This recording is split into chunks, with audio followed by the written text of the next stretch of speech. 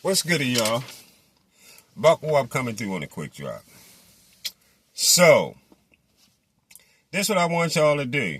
I got something for y'all to go peep out, right? So y'all can peep this shit out real quick. I want y'all to go to the show that the goofy motherfucker Bark for the Bone, aka BFTB.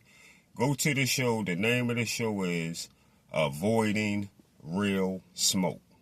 That's the title of the show, right? The title of the show is Avoiding Real Smoke. I think it was yesterday. And go to about, with the timestamp I read for y'all, go to the timestamp. Go to about 3:23 on the timestamp. All right? And this guy sent to me. Then I went and listened to it, but I went and watched a whole lot of the shit that was going on around it too. So go to about 3:23 on the timestamp. The show is Avoiding Real Smoke. Oh my God. Y'all is gonna hear the boy. You're gonna hear him holler to call out. Well, he had already told the motherfucker, like he said, click the link, because this guy was in the motherfucking comments. Somebody else knew that must jumped up on this shit. Sound like he be listening to me, or listening to somebody that's telling them some good shit, or just know his shit, period. So the nigga come up on there and he tell him, he tell him the fight didn't take place. Check this out, y'all. He said the fight between Shakur and Devin didn't take place. He told BFTB the fight ain't happened because the motherfucking money wasn't right, bro. The money wasn't right according to Shakur. He tried to tell BFTB the best way he could tell him, it don't matter how you might feel about it. If the money wasn't right, the money wasn't right. All right? He said he wasn't getting 50-50. He wasn't getting 60-40. He couldn't even Devin didn't even wait for him to go see if he could go get what he was entitled for at 30%, which would have made it 70-30. He didn't even try to give him 30%, which he was entitled for through the sanctioning body. That's why he went to go get it. So the guy was trying to tell this goofy motherfucker that the money wasn't right. He ain't even had to bring up the fact that Shakur was going to because he already knows Shakur was trying to get more money. Bark for the Bone already knows Shakur was trying to get more money. Bark for the Bone keep trying to live off of 50-50, y'all. But my guy that came on there and everybody else and so many other people, we all know it's not about 50-50. It wasn't about 50-50. It was about more money. And then guess how he tried to cover the more money, try to act like he couldn't get no more money, because he tried to tell y'all that throughout the history of the sport, throughout the history of boxing, nobody has ever got over 25% to fight somebody that's undisputed. A mandatory never got over 25% to fight somebody that was undisputed, which is a whole fucking lie. All cat. Something he could never, ever in his life prove. Never. He could never prove it. He could never prove it. Only thing he could do is run his pickle holders and say it. Only thing he could do is say it out them fucking pickle holders. But he could never prove it. And like the man said, the money wasn't right. Simple as that. He go to talking about how Shakur was jealous of Devin all his life. Fake news. Never jealous of Devin when you got connects like Jay Prince in your corner. Why was he jealous of Devin? You don't even make fucking sense. You make no sense about shit that you saying. None of that. All that shit is hate talk. That's what you call hate talk. He hating like a motherfucker on the fact that Shakur and Tio about to jam next week. Yeah, he hating that Shakur and Tio shit about to pop off next week. Yeah, and guess what? He hating even more to know that we out this bitch looking forward to seeing it. He mad as shit. He mad as shit that we looking forward to seeing Tio versus Shakur. I mean, next week. And yeah, and another thing, Frank Martin gets beat the fuck up by Oscar Valdez. He gets beat the fuck up by Jamel Hearn. Had he ever been at 130, had Frank Martin fought at 130, he'd lose to both of them. Guaranteed. Frank Martin is just not that. He is just not that until proven. If you think that knockout of that F-level fighter that he fought last week supposed to prove something, you gone out your rabbit-ass, dummy-ass mind.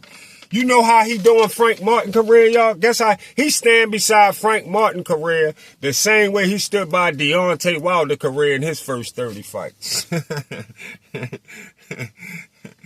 Ask him who Deontay Wilder fight in his first 30 fights. He wouldn't dare tell you. He wouldn't dare tell you because he ashamed to tell you. He would be ashamed to show you Deontay Wilder first 30 fights. Yeah, he would be ashamed. I mean, and like I said, Oscar Valdez, Jamel Hearn, De Los Santos smash Frank Martin right now too. Yeah, De Los Santos smash Frank Martin right now. Frank Martin is a fucking nobody. And he keep on getting mad when people say the money was a low ball to Shakur from Devon, when Shakur was we talking about a 2-division champion who beat A-level Oscar Valdez and who beat A-level Jamel Hearn. Yeah. Who beat them guys for their belts. Who beat the A-level motherfucker that he beat at 126. I can't think of his name right now. Yeah. They all A-level wins. Yeah. And Frank Martin never been down there to prove that he could beat any of them guys. He never been down to 130 to prove he could beat shit. He just got your pickle holding ass. He got your pickle holding lips just speaking for him. Without him ever, he ain't done shit. Never been a champion at all. I mean, the fight before he was offered to fight, Shakur, before he was offered $1 million to fight Shakur, the nigga was making $250K to fight. The nigga made $250,000 the previous fight before he was offered $1 million. Made $250,000 before he was offered $1 million that he turned down. Never been a champion. Never did shit. Resume trash. Never did nothing and got offered $1 million. And you talking about he could turn it down. He on Shakur level. He wasn't on no motherfucking Shakur level.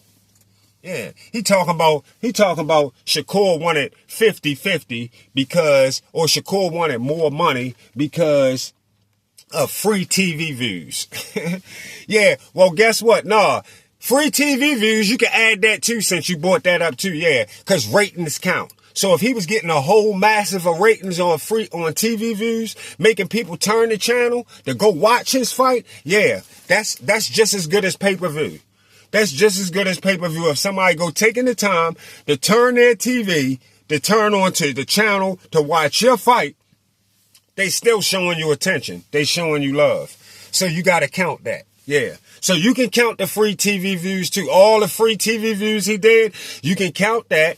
And you can count the fact that he was a champion at 126 and he was unified at 130. Yeah. So when you a champion at 126 and you unified at 130, when you go to the next division, you can go to the table and say, yeah, we can dance, but the money gonna have to be right. At least you're gonna have to give me the 30% I'm entitled to.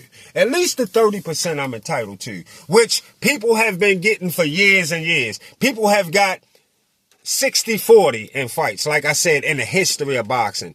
Mandatory fighting undisputed. This bitch nigga don't know what the fuck he talking about. People have got all kinds of numbers. Some people have got 45% in a mandatory fighting the undisputed. Some people have got 40%. Some people got 35%. Some people got 30%.